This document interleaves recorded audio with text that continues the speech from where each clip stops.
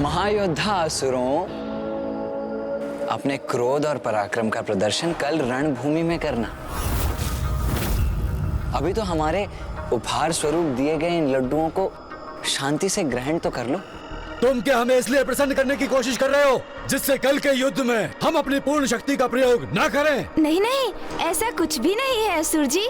हम किसी विशेष उद्देश्य से नहीं आए हैं यहाँ। छल करने आए हो तुम यहाँ। छल। मैं विचल बुद्धि हूँ, विचल बुद्धि। छल करने और छल समझने में सर्वथा निपुण हूँ मैं। वही तो मैं कह रहा था भैया से अभी अभी कि पांचों असुर सेनापतियों में शक्ति और युक्ति दोनों में सर्वाधिक निपुण आप ही हैं। भैया को मेरा ये कथन स्वीकार ही नहीं था। इनके अनुसार ये अभेदी सबसे समर्थ है और अन्य देवता, उनका तो मत था कि इस शिविर में कोई सर्वाधिक शक्तिशाली है तो वो है महासुर गणासुर जी। हाँ हाँ, सत्य ही तो कहा मैंने। एक अभेदी ही हैं जो आज के युद्ध में तनिक भी आहत नहीं हुए। न मेरे शक्ति दंड का इन पर कोई प्रभाव हुआ और न ही देवराज इंद्र का वज्र इन्हें कोई क्षति पहुंचा सका। और मैं भी तो बिना आहत हुए वापस लौटा था और एक साथ मैंने तीन देवताओं को संभाला था। अब असुर सेनापतियों में सर्वाधिक शक्तिशाली कौन? मैं विचल बुद्धि। मैं तुम हो सर्वाधिक शक्तिशाली? कैसा प्रयास है ये? मैं हूँ सर्वाधिक शक्ति संपन्न। तुम जैसे 12 असुरों की शक्ति अपने भीतर समाहित किए हुए हूँ मैं। बस तुम्हारे अंदर तो 12 ही समाहित है ना, लेकिन तुम्हारे जैसे 24 को एक क्षण में अपने विषैले द्रव्य से घुला सकता हूँ। यही तो मैं चाहता था। अब ये दुष्ट अपने रहस्य स्वयं ही उजागर कर देंगे। तब तक मैं करता हूँ लड्डुओं का सेवन। देवगण, प्रथम पूज्य गणेश जी और कुमार कार्तिकेय का रहस्य ही रहना चाहिए। किंतु यदि यहाँ कोई है तो उसका सुरक्षित यहाँ से लौट कर जाना उचित नहीं होगा। भ्राता विनाश लोचन, इसके पूर्व की बहुत देर हो जाए, हमें यहाँ से निकलना चाहिए। हाँ भ्राता नाशलोचन, अन्यथा यहाँ अग्नि में भस्म हो जाएंगे हम, अथवा ये हमें ढूंढकर हमारा वध कर देंगे।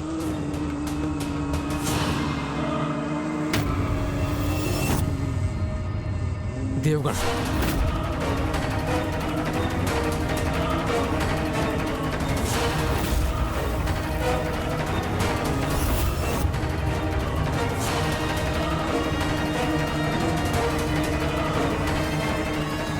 दर्शन देही माता, दर्शन देही माता, दर्शन देही माता, दर्शन देही, दर्शन देही।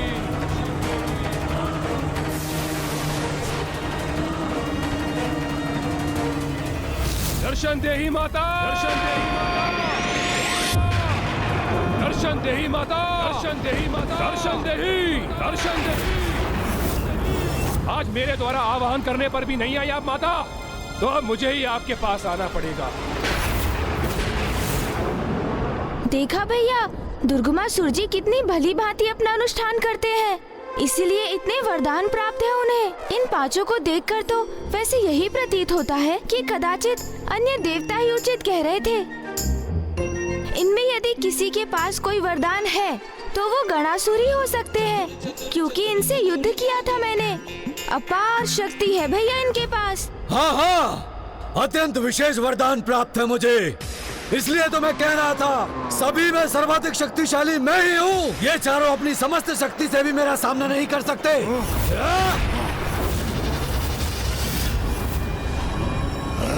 हम चारों अपनी संयुक्त शक्ति से भी नहीं कर सकते तुम्हारा सामना।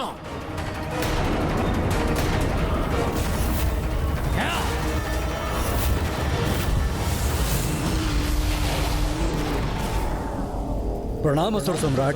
प्रणाम असुर सम्राट। कहो, क्या सूचना लाए हो तुम? देवताओं का भेद ज्ञात हुआ कि नहीं? असुर सम्राट, उन देवताओं ने पांचों महाअसुरों की मृत्यु का रहस्य ज्ञात करने हेतु अपनी कपट क्रीड़ा रची है। हाँ असुर सम्राट, और उस गजमुख और उसके भ्राता को इस कार्य के लिए हमारे शिविर में भेजा गया है। ये मुझे क्यों बता रहे हो मूर्खों? सर्वप्रथम जाकर मेरे सेनापतियों को सूचित करो। जाओ। हम चारों तो क्या, तुम्हारे लिए मैं ही पर्याप्त हूँ गणासुर, क्योंकि मेरे वरदान के अनुसार मैं सभी को विभक्त कर सकता हूँ, किंतु मुझे कोई कुछ भी नहीं कर सकता। किंतु जंग लगने पर तो तुम्हारा अंत हो सकता है ना? किंतु जंग लगने पर तो तुम्हारा अंत हो सकता है ना? भैया अब देखते जाइए।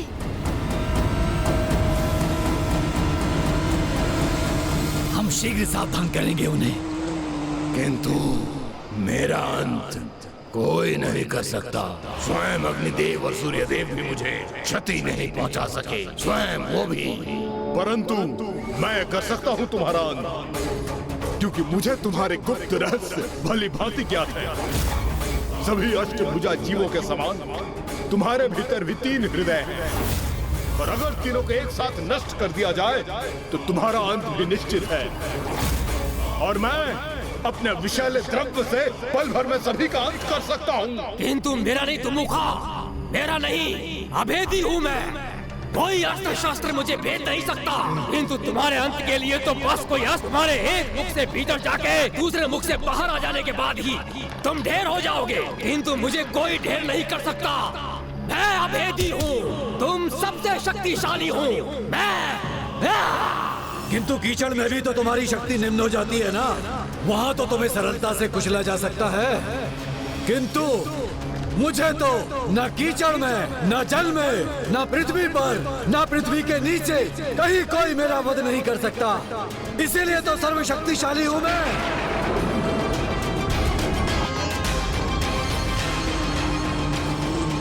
गणासुर, यदि तुम्हारे 12 प्रतिरूप तुमसे विभक्त हो जाएं और वो एक होने से अस्वीकार कर दे, और यदि एक एक करके उन 12 का वध किया जाए तो तुम्हारी मृत्यु तो निश्चित है। और यदि तुम्हारी मृत्यु निश्चित है तो तुम सर्वशक्तिशाली कैसे हुए?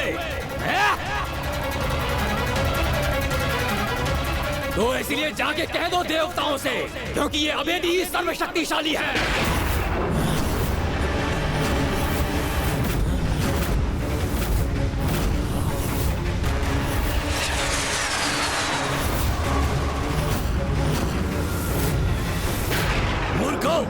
वो दोनों यहाँ आए और तुम 5 को मूर्ख बनाकर चले गए। मूर्ख हो तुम सभी, जो अपनी मृत्यु का उपाय स्वयं अपने हाथों से अपने शत्रुओं को सौंप दिया।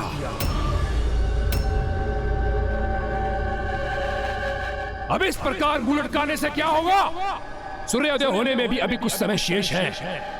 युद्ध की तैयारी करो और स्मरण रहे, जब तक मैं शेष हूँ वो तुम्हारा रहस्य ज्ञात करने के उपरांत भी तुम्हें कोई क्षति नहीं पहुंचा सकते। यही उपाय है उन 5 को उनके काल के निकट भेजने के लिए।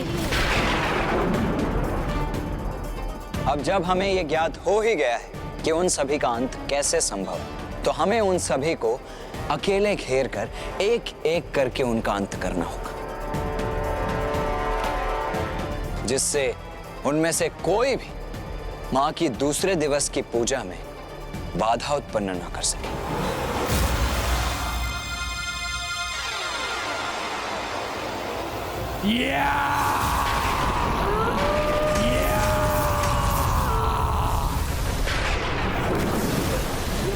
मैंने अपने अनुष्ठान से अपार शक्ति प्राप्त की है, उसमें से आंशिक शक्ति मैं तुम सभी को प्रदान कर रहा हूं, जो तुम्हारा सुरक्षा कवच बनकर तुम्हारी सुरक्षा करेगी।